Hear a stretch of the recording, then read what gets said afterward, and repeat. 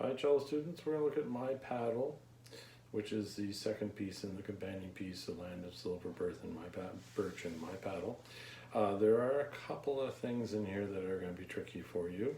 One, which you can see right away, is the rhythm. And I talked about that in the earlier list of videos, talking to you about practicing that rhythm by tapping it out, knowing about syncopation, understanding where the stresses are in the music, and that you're playing in 2/4 time, so things kind of seem to move along a little bit quicker.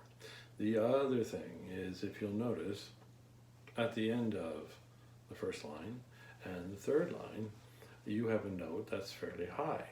And it's the same note as the lower note, so it's an octave apart. So you can name that note. That's correct, it's an E. Now, I'm going to show you how to play that if you want to play the upper note, because that's how it would sound to sing. So that note is found when you're playing the note right before, you're playing a B.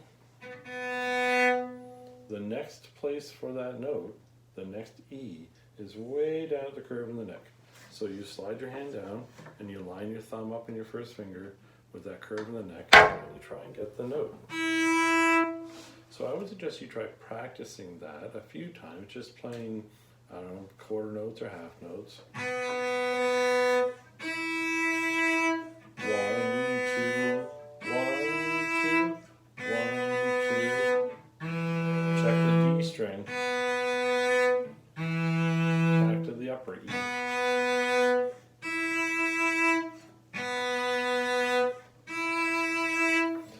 Now it's okay to do a little slide into it, but we don't want to hear this.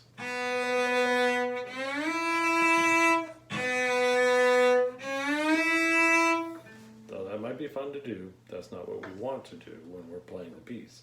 So right at the end, you just lightly touch the string.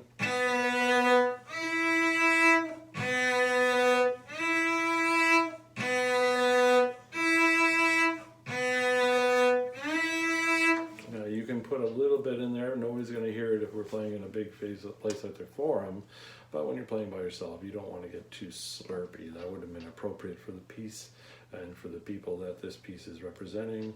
So don't put too much of a slide in there, but it is helpful to find the note. But use the curve in the neck. Drop your thumb right down into it. Keep your arm up. Drop the first finger right on the other side of the thumb, and you'll have the note. And check it with that open E, the E on the D string, which is the first finger. Okay?